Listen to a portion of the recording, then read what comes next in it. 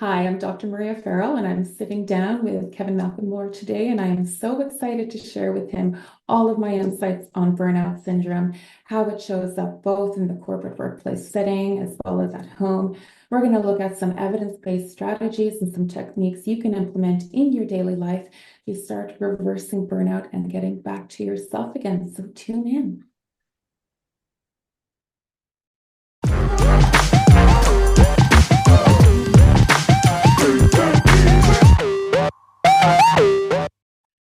Welcome to another episode of Talking with WIT Kevin and Son. You know, we feature people you should know. Hi, I'm Kevin McLemore. I am your show host, four-time published author, wordsmith, and mindset messenger. This episode is brought to you by RMK Productions and the 10 United Podcast Network. Our mission is to give power to your voice, inspire, share stories, experiences, and perspectives using the framework of teaching, learning, and modeling. Our purpose is very simple, folks. We want to help other people every single day. Now, I got something good for you today, so I want you to pay attention and listen up. Whatever your objective is, successful people, they create a framework around their day-to-day lives that sometimes enhances their lives, but many times, like my guest today, they pour into others. Every one of us, we have a story that needs to be told, and many times we never tell the story, and sometimes there's no one there to listen. Some of us, we withdraw from life, we shut down, we push people away, and many times that we give up on ourselves, we pull the sheet and tuck our heads in the pillow, and we try to pretend like everything's just going to go away. Does any of that sound like you? Well, today's guest is globally recognized as an authority on burnout syndrome, holding down 3 degrees in psychology, including a doctorate in psychology, a master's, specializes in the treatment of burnout. On this episode of Talking with Kevin and Son, we will explore the classic signs of burnout. We will hear from our expert on the groundbreaking research that she has created, a driven approach for treatment and clinical settings that she has spoke to many people worldwide. So without further ado, let me welcome a good friend, a gifted, talented resident expert on burnout syndrome. My friend here, Dr. Maria Farrell. Maria, if you don't mind, I may call you doctor, I may call you Maria, but I don't want to offend you. How are you doing? I'm doing wonderful, and thank you so much for such a beautiful introduction, Kevin. Well, oh, thank you. Well, if I read your resume, which is huge, it would take up the whole 35, 40 minute of the show. That's just a summary of what you've done. But the biggest thing is that you have created a space that many people deny they ever experience. And I'm one of those people. I can tell you that, and we've had private conversations. I don't think I've ever experienced burnout, and I have searched throughout my memory, what memory I have left, and I'm sure that you're going to point out some things that I'm going, I did feel that way. But I like to learn a little bit about you, and our listeners would like to learn. You know, it's a beautiful sunshiny day here in Pennsylvania. You are all the way someplace in a hidden secret in Canada. I'm not even going to tell people how wonderful the conversation was earlier because people will be flocking to Canada because I only Yeah. know Canada in minus below. In my mind, it is the original North Pole, but you're in a desert there. So tell us a little bit about how you grew up, where you grew up, your husband, your family, and how come you've got so many degrees behind your name. And did you experience burnout for yourself? And is that how you became an expert at it? So Yeah. let's peel back the pages. 21-year-old Maria before you became doctor with 7 other first names. Yeah, that's 7 other first names, right? Well, I grew up in St. John's, Newfoundland, on the East Coast, with my family. My dad's side is Irish, and they immigrated there probably about 50 or 60 years before I was born. So, grew up there, and I spent most of my formative years really living along the coastline of Newfoundland, and being exposed to the beautiful culture and the beautiful down-to-earth community values of St. John's, and surrounded by lots of loving family and friends, and lots of wind and rain was definitely part of my day to day.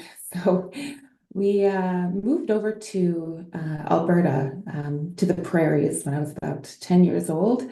And my parents were in the medical field. Most of my family are in different parts of Canada, but mostly in Edmonton. And they're physicians, so they opened up a clinic outside of Edmonton, and they've been working there. And I basically grew up formative years, age 10 to about 25, when I left out on my own in Edmonton. And jumping from Newfoundland to Edmonton is really a world of difference, because you have the prairies on one side of Canada, and then you have the ocean and the marine culture on the other side. So it was quite the jump for me. All right. So you have many degrees. Um, and I know here in America, I don't know how Canadians reacted to going into COVID and coming out to COVID, but we discovered a lot of things about ourselves as human beings. We discovered one, we did not like the lack of human connection. The other, depression became sky high. Mhm. We relied on social media in order to educate us and stimulate us and so forth. And the lack of just being free to come about um, heighten what we call mental illness right now. And I don't know if burnout is a source of that, but how did, in your profession, how did you cope with the conversation of coming out of COVID and going back to what we think we have is a normal life? And I here in the United States, I'm going to tell you, there's nothing normal about life now, where we're going. But how does how do you position yourself as an expert in dealing with people that had burnout from life? How Mhm. do you deal with that? Mhm. Mhm. Right. So throughout my studies in Edmonton, I did my undergraduate, my master's, and my doctorate in the treatment of burnout syndrome. And really, that's quite the long story. But to really focus in on your question is that when COVID came around, what it made it very obvious that burnout is both in the occupational, but in the home place settings, quite an issue that is understudied. And because there were so much sequelae, so much anxiety, mood, depressive disorders that came from the isolation of COVID, it really highlighted, I think, that what was already there, brimming in the surface before that major stressor came and affected almost every single person around the world. So I started to really look at what is it here that we're dealing with, and what are the treatments for burnout, right? And what is it really? What really is burnout? Now, in 2019, the World Health Organization listed burnout as a occupational syndrome that results from chronic workplace stress that has not been successfully managed. And that was right before the pandemic. So when people started working, especially our healthcare sisters and brothers, when they started working hour and hour and hour, day after day after day, it was really quite obvious then that what we're looking at is actually a syndrome that's medically recognized as burnout syndrome. And I think from that point on, the need to identify what can help these people became so much more of an important question to answer, but one that we really didn't know the direct or the straight answer to at that point. Now, I know here in the United States, um, employment or commitment to its employees is like Skittles. Depends on what Mhm. color that you may get, places the value. We seem to discard an employee for lack of performance. We seem to discard or understand emotional trauma or mental health issues based on the bottom line. How do you tell or what are the telltale signs of someone experiencing burnout? Mhm. Yeah. So there are three core symptoms that define burnout. And at the core is emotional exhaustion. And this is not emotional exhaustion that pops up in the afternoon after you come home from work. It is pervasive. You wake up, you go to work, you come home the next day, you press repeat for 6 months on end, for 1 year on end. You no longer feel any positive emotion at all. When you look at the day ahead, it's nothing but you feel emotionally drained, like your battery is on complete empty. And it's like really like saying, you're driving down the road, you're going on a highway, and your gas tank is right at that limit where it's about to go off to pick up fuel. But the nearest fuel station is 200 miles away. It's really that feeling of, oh my gosh, there is nothing here. There's no help in sight. And you know that you are just running on willpower at this point. So emotional exhaustion is number one. Number two is cynicism. So cynicism being more irritable, more critical, and having less patience with other people and the job that you normally would. So this can show up as being really just having a short fuse with your coworkers, your colleagues, having a short fuse with your boss, not being as patient as you used to be. And the last core feature, one of the biggest symptoms as well, is depersonalization, which is being checked out. You used to care about your work. You don't care what happens anymore. You are completely detached. Doc, I'm going to tell you, you're good. And the reason why I said that, and I said I was going to be an open book because I said I had never experienced burnout before. And I guess the way that I preface it coming out of COVID, I have experienced burnout.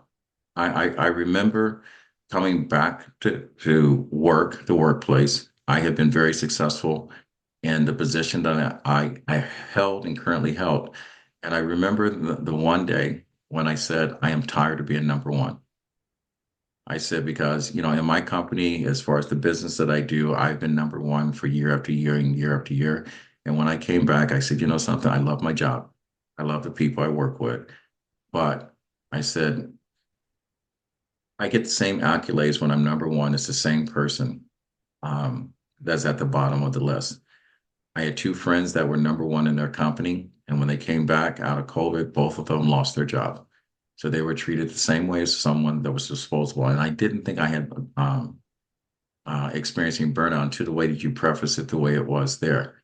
I had basically did a mindset shift and basically says where I'm going to place my priorities. I love my job. I love the people I work with. Again, I didn't care. Do you think that some people are predisposed to burnout versus other people? Just opposite? Absolutely. I absolutely do.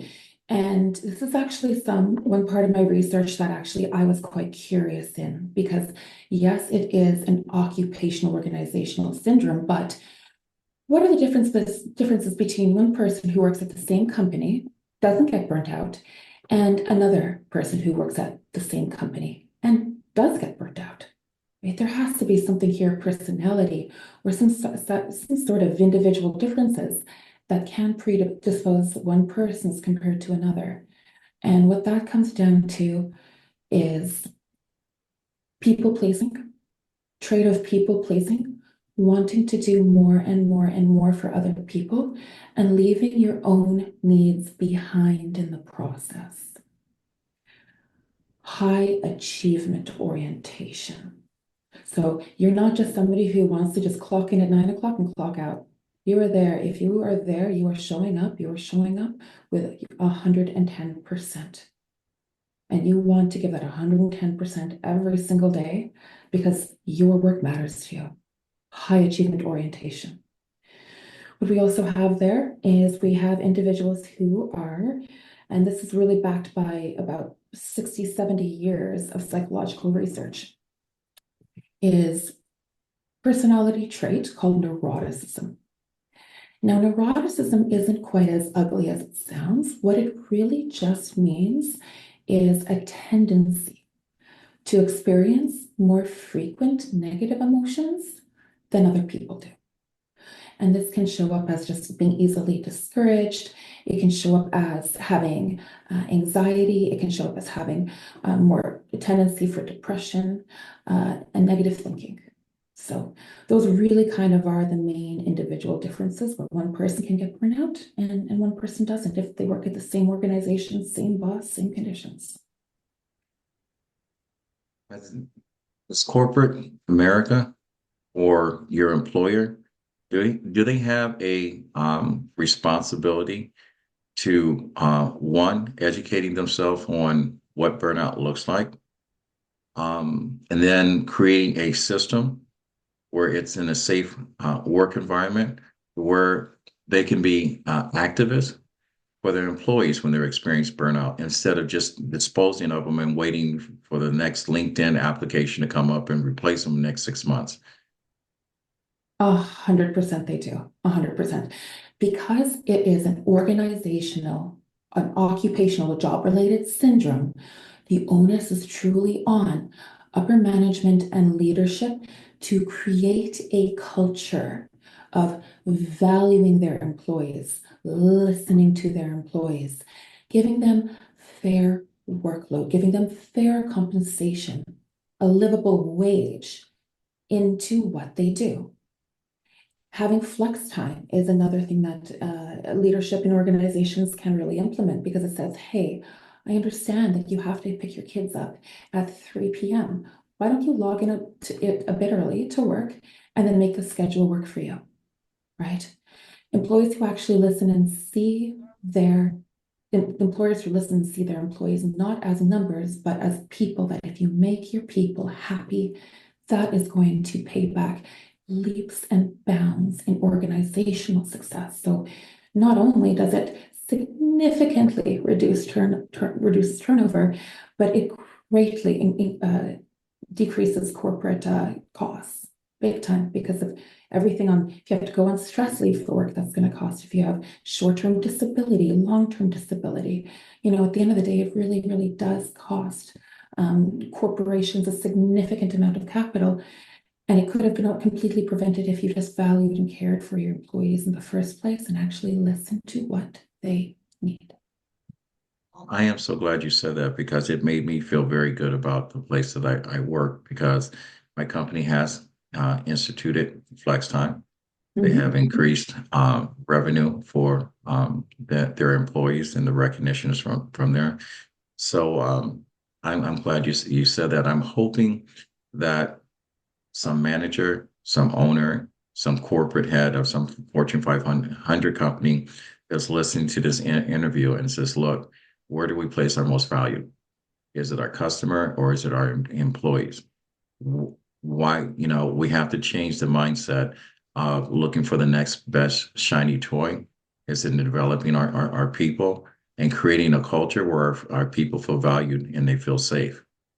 But this does bring a question because a lot of people don't speak up for themselves because sometimes, like I said earlier on, is that we tell our story, but no one wants to hear it because no one's listening. And a lot of people in management are not professional listeners, such as yourself. Mm-hmm. What happens when you do nothing to help anyone for burnout? What happens is over time, if burnout really does go unaddressed and unnoticed, what I typically see happening is that it does result in short-term leave, which can extend to long-term leave. And they do end up oftentimes in therapy to really look at what are their choices here, right? Are we going to be looking at, changing their relationship with the work because some people are not in a financial or an economic position to leave their work. Maybe there's nothing else available. So a lot of times we have to look at, what are the goals here? Is it learning how to work better and how to change how we think about work to have a better work day? or maybe they're needing to make a 180 on their life, and I'm there to support them on that, right? So if, really the consequences of not looking after, employee mental health is, I mean, that's really down into a rabbit's hole, right? Because I would say strongly that if you invest in your employees' mental health and well-being, not just through words, not just through a program, but actually through a comprehensive benefits package that allows them to say, oh, wow, what they're saying they're actually doing to help us to make our lives better outside of work. The happier employees can be outside of work, the better that they're going to be able to show up at work. And this can look like a comprehensive benefits package, having enough coverage to sufficiently pay for enough therapy sessions, counseling sessions, sessions with a psychologist to actually get some good treatment if that is the help that they need, whether it's burnout related or not, because home life impacts work, work impacts home life. Well, I'm glad you set it up that way. Before I go into the home life, I want to talk a little bit more about the corporate. But the big thing right now, because people are saying, "Oh, this is me. I wish my job was doing this," and you've got managers saying, "I need to bring on someone like Dr. Farrell to come in and talk to my people. Let's set up something because we've got a lot of owners and CEOs that want to make the environment more personable as well as profitable. And they realize that home and work life need to be in sync. We all talk about synchronicity. How do people get in touch with you, Dot? People can get in touch with me through my website, drfarrell.com, Farrell.com. I'm also on social media on Instagram as at Dr. Maria, Maria Farrell, and I'm also on LinkedIn as well too by that name. And thank you. So, burnout. When you're burnout at work, how does it translate over into home life? And as spouses, partners, friends, what advice would you give us in recognizing the signs, and how do we bring up the conversation of treatment for that? Yeah. So the first part of that question here too, burnout and how it just bleeds into home life.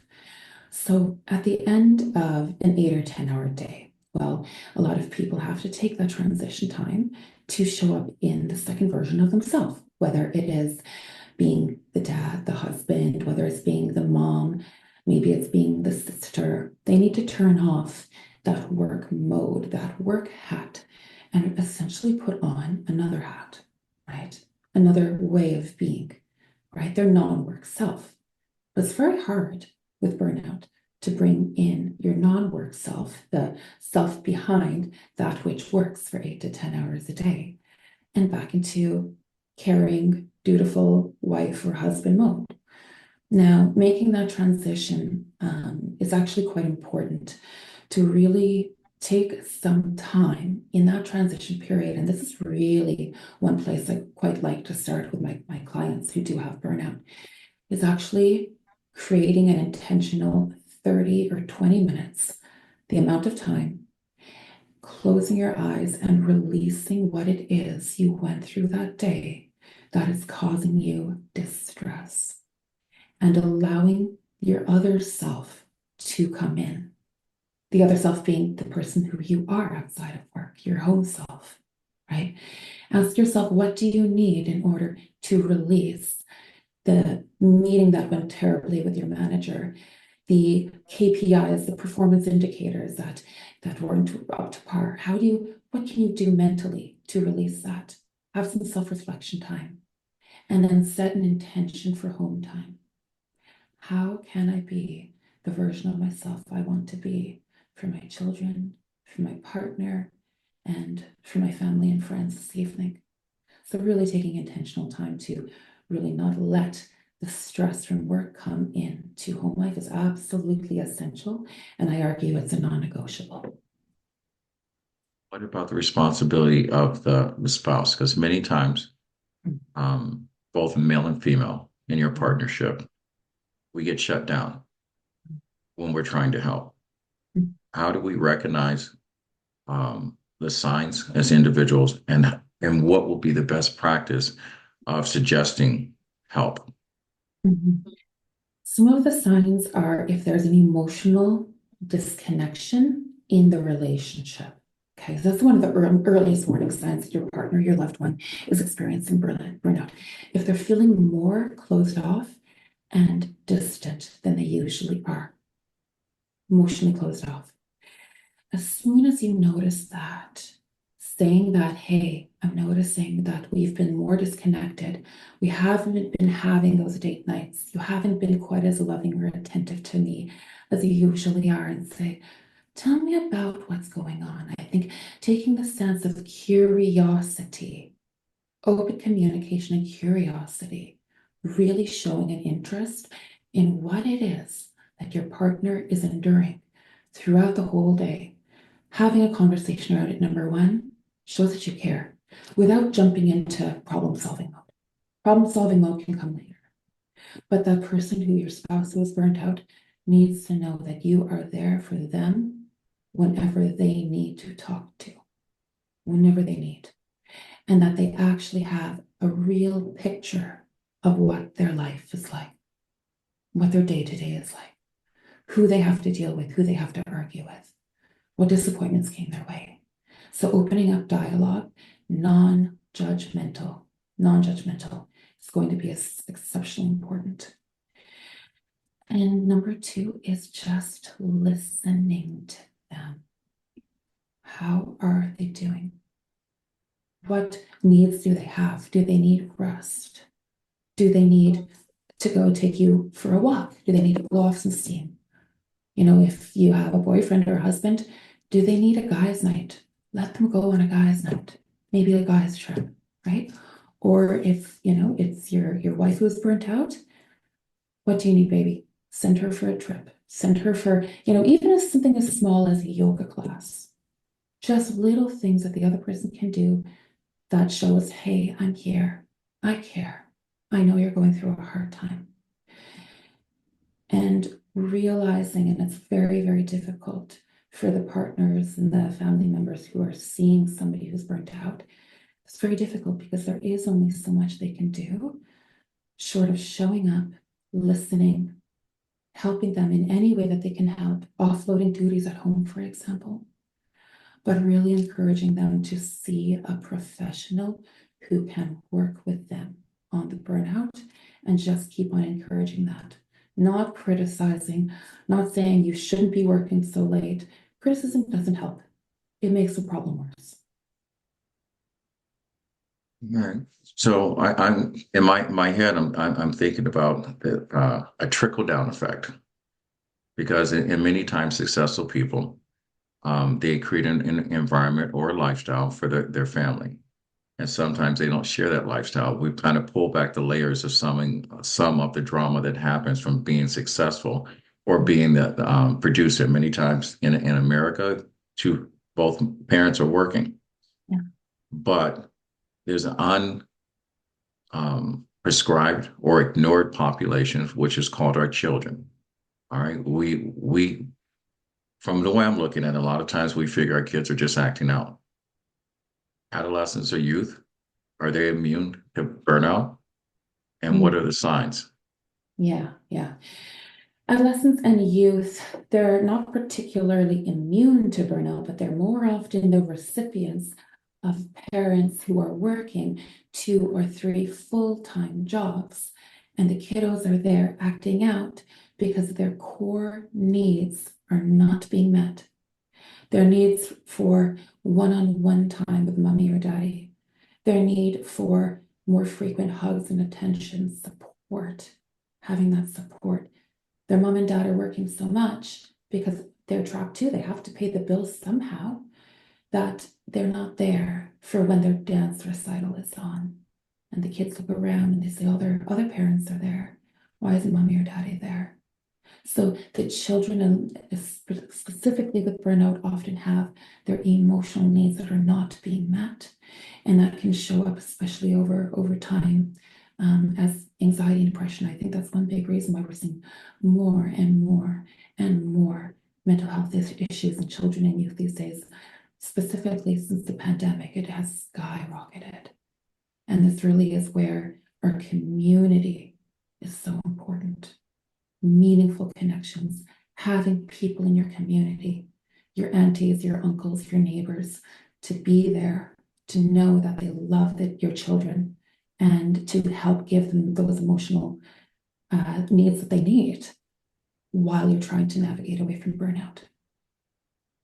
You give a lot of great advice, and your delivery makes me want to make a withdrawal and get started. Even though that I said early on in private conversation that I've yet to experience, I'm being educated today that I have experienced it, but I take my mental attitude and what I've learned from organized sports on each level, and I seem to have been very successful with denying that my burnout exists. And I've done a very good job, at least in my mind, of prescribing this.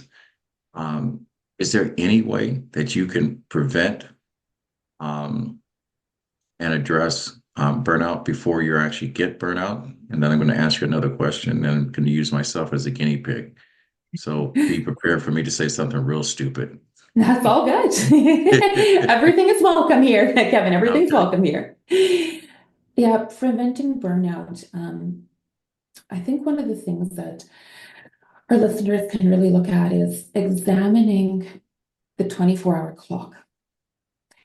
24-hour clock, if we break down our life, we go in a system of sleep and awakeness, sleep and awakeness. And that 8 hours ideally that we're looking at for sleep, where are we at there? Are we getting enough sleep? What about in the morning time, the 16 hours throughout our day? What are we doing in those 16 hours? How much of that are we just doing, responding, producing the whole day long? And when do we have a time where we put our phone down? We turn off our emails, we silence the noise around us, and have time for ourselves.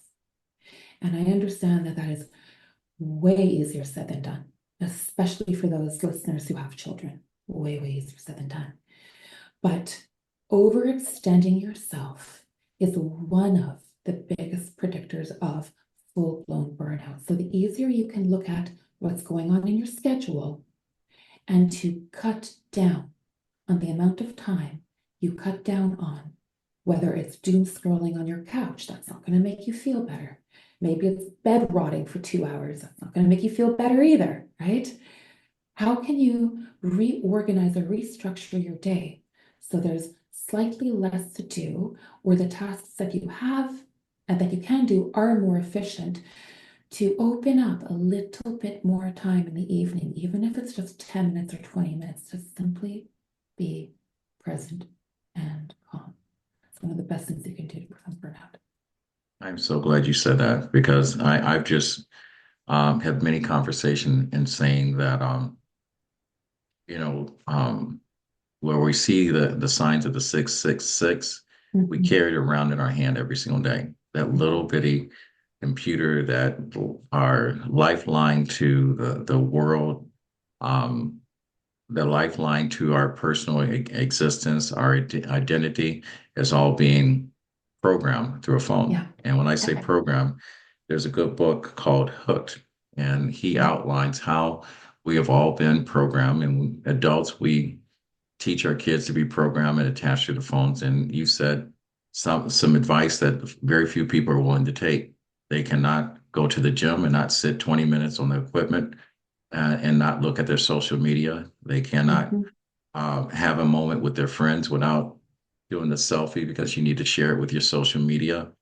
And we cannot put a email or a text on delay in the moment of having dinner with your loved ones because you feel a sense of urgency that you have to reply to it. I personally say that basically if you want to pull back the layers of becoming a human again, get rid of the phones, detach yourself from technology. Um, Now, I'm a person, I'm a male, and I sure I'm speaking for a handful of males that normally will go through some emotional issues and be afraid to help. But after listening to you, I have now become a client, and coming to you means I'm vulnerable to admitting that I am no longer Superman. I am no longer a world-class athlete. I am not that guy anymore, just a normal Kevin McLemore. What does therapy with you look like from day one? And how long will it take for me to fix myself? I'm going to say there's not a cure. Is how long will it take in your professional experience for someone to be a success story in your program? How does that Mhm. look from day Yeah, one? yeah. So from day one, I think day one is really where I get the most curious in learning what your real story is. I am number one, just listening. I'm gathering data. I am gathering information. What is it specifically about you and your life, both at work, but also at home, that has led you into being where you are in front of me today? So, day one, I really like to provide some very specific takeaways for that will be small enough but manageable enough to implement to at least get your foot in the door and get started on healing. That can look simply as much as saying no to one thing or one person at work and saying yes to one thing that you want to do in your life or on the weekend that you have been putting off for a long time. Tiny, tiny little steps where we start. And then from there, based upon how that was in the second, third, fourth session, as I keep on learning more about your burnout, I am pulling in every single bit of evidence-based scientific research that I have learned over the years and applying which one is most likely going to help you based upon the story that I know about you in your life. From then, we spend about, I'd say on average, is about 8 sessions before you're really turning things around, but generally not longer than 12. Not longer than 12 sessions is enough to really have you right back on your feet and either do a 180 on your life or just make those changes that you've already seen happen, because we're trying them out and we're seeing what works for you, what doesn't work for you. That is all data. It's all data that I gather. And then we set out at the end essentially a burnout prevention plan that's going to be specific kind of to hand off to you going forward. So you have something that's tangible that you can use without needing to directly come right back to me when you feel burnt out again. You've got the plan, you've got what works for you, and really just kind of repeating that, practicing it, and becoming a habit. This is going to sound like another stupid question, and Mm. that's a great way of putting that together. Um, or you reached me, believe it or not, you did reach me. Mm. Um, is it easier to um, work with women or men? Are men more coachable or women easier coachable, or does it not make a difference? Does it all come down to individuals? Yeah, really doesn't make a difference at all. And by the time that people end up coming to me, they really, really are in a place of really needing help. And whether men or women, it really doesn't matter. They're both keen.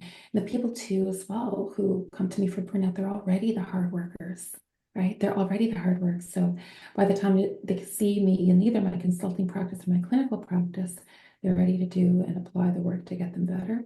And I give them the very, very best of the science that we've got that helps people out of burnout, and I tailor it to where they're at and what they need. Question, Mm. because I'm going to roll back the conversation. Originally, we are talking about corporations and Mm. responsibility of businesses.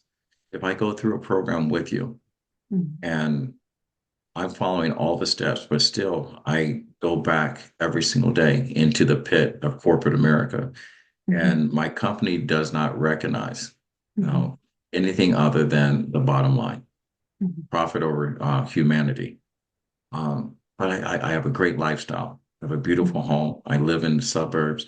I travel at will. I get compensated very well, mhm, but there's a sacrifice and a price to be paid.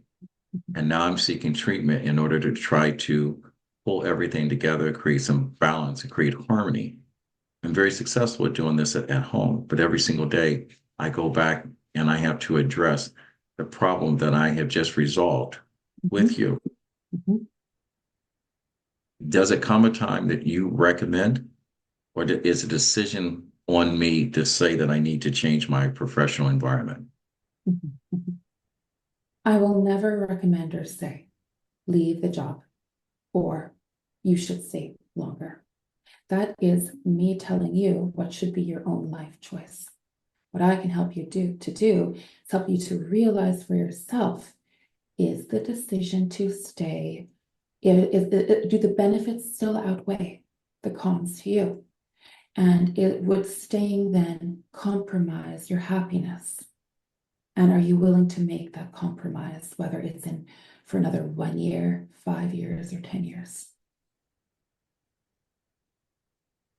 As an expert, can corporate America be taught? And is there a value of a CEO, a manager, someone in HR at a corporation, bringing someone like you to create a system in corporate America?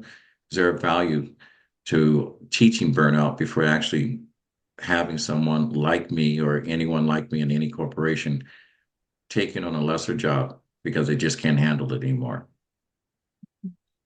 That is one of the most valuable things that any company, any place in corporate America can do, is to actually educate and bring in an expert that can help their company from their employees burning out before they even get there. Look, prevention, and this is true throughout all healthcare, prevention is better than intervention. The more information that we have about burnout, the more education, the more knowledge that is there, and the more that employees, employers, business leaders can really help educate and to really show their employees that burnout is a serious problem, we're going to do whatever we can to prevent you guys from getting there. And if some employees do get there, having the adequate resources to support them is going to be critical in terms of management, showing we care, not just saying. You have to show it through your actions, and that, for example, can be benefits, a really, really good benefits plan that really looks at a lot of mental health coverage, right? It is worth it to invest in your employees, and it is worth educating them on burnout prevention before we have to jump into intervention mode. I so hope that there's at least one person in corporate America that is listening to this interview that takes advice. I do hope there's at least one person, be it male, female, indifferent, or whatever, that is listening to this and recognizing the signs of burnout and not try to do it on your own and struggle through it. I know with the suicide rate here in America, it is high amongst men. It's higher during the holidays for men, especially men of color. So I'm hoping that I know my platform crosses over to many people in many different professions. And I hope, and the reason why I brought Dr. Farrell on is because this is a conversation most men are afraid to have, including myself. All right. I allow myself to be vulnerable. I allow to make light of myself. I've learned something from this. Um, Dr. Farrell, I'm going to ask you a very stupid question again. Why don't you have a book? And if you do, how do we get it? I don't have a book, Kevin, because I just wrote 299 pages of the treatment of burnout syndrome back in July, and I am taking care of myself this year. I am taking a breather before I write another book. My thesis was a 300, almost 300 page chapter that took up 4 years of my life. I am taking care of myself. I am not getting burnt out. That is why I've not started a book yet. But it will come 100%, 100% it's on the way. But when I'm ready, I will write that book. All right. And I will tell you there's an open seat of with RMK Productions and the 10 United Podcast Network. I'm probably the only corporation that each year we allow 10 podcasters to come under our umbrella and with our audience to share. So if you ever decide that you want to launch your podcast, instead of launching into an empty space, you're more than happy to come into a place where at least there's 10,000 people that are listening to the conversation and will be welcome to having that conversation. But I think you do need a podcast. Yeah. Thank you so much, Kevin. You know what? One more thing on my to-do list, but it is something that I'll be very much looking forward to. All right. So again, how do people get in touch with you? I want to ask you some quick questions. And this is setting up for another thing that I want to share with you. How do people get in touch with you? Mhm. How do people get in touch with me? Probably the best way would be through my email or my website. So email will be contact@ Dr. Farrell, FARRELL.com. Sending me off a quick email would be probably the quickest way of getting a hold of me. Or you can just log on to my website, www.drfarrell.com, FARRELL.com. And from there, you can see all of the services that I offer, including one-to-one burnout consulting, where I look and treat burnout in a consulting, private consulting method, appointments, and I also do corporate services, which are as on a very private basis as well. So inquire through my website for that. All right. So let me have some fun real quick. Let's turn the page from you being an expert. And I'm going to turn the page back to personal. How do you deal with temptation? How do I deal with temptation? You know what? The best way that I can understand that question is if you define temptation first for me. Well, one, I know you work your butt off in doing what you're Oh, doing. You just went in and said you spent the last four years writing your thesis. I also know yes. that you're married and you have a family. You know, if temptations could be, I will tell you during the holidays, I love one thing, German chocolate cake, and it reminds me of my grandmother. I Yeah. am 90% healthy and fit all year round, except for when it comes around to holidays. How do you avoid those Mhm. temptations? I welcome some of those temptations. And so I guess a better way, because you work a lot. I should have said, how do you avoid distractions? Oh, good call. Okay. So a couple of things on that. I am not married and I do not have children, but I have a very, very loving partner, and we hold ourselves accountable very much every single day. He has quite a demanding job. He is a physician, so I'm holding him accountable to taking care of himself just as he does the same way to me. And I think that holding each other accountable is one of the best ways that like I'm able to avoid burnout. But when it comes to different types of temptations and overwork, I have a very crystal clear line of when my workday starts and when it ends. I do not answer emails after 6 p.m. I do not open my emails on the weekend. I book 3 to 4 vacations a year where both my consulting and my personal private psychology clients know I am 110% out of contact. Nobody knows in the world where I am. I disappear for a few weeks or even a month, but they do know that I will be back. But when I am back, I am there to show up fully for them. So very strict boundaries on my own time, very important. But I also love to socialize, and I always make sure that there are 3 things that I do for myself, 3 categories I do every day. Number 1, something for my physical health. Number 2, something for my mental health. And number 3, something for my relationship.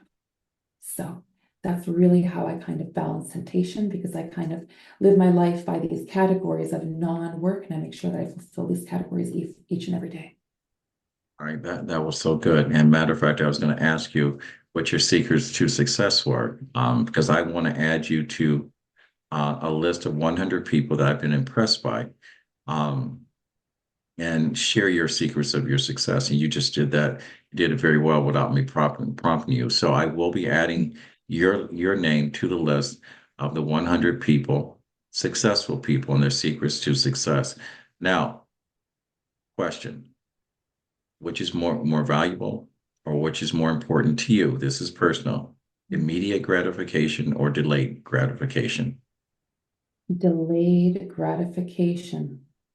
My name is delayed gratification. You don't go through school for 11 years without having to have delayed gratification. I've lived it my whole life.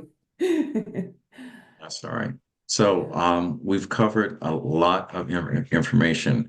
I just want to make sure I didn't leave anything on any meat on the bone. Is there anything that I did not ask, or a conversation that we should be having in regards to your specialty as an expert in burnout that we missed? Hmm.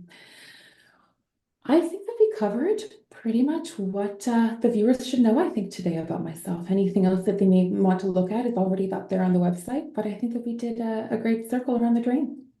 All right, I appreciate that. And I love that you're living in the desert over in Canada. I won't tell people where that is until I get a chance to come over and experience it for myself. You have been a wonderful guest.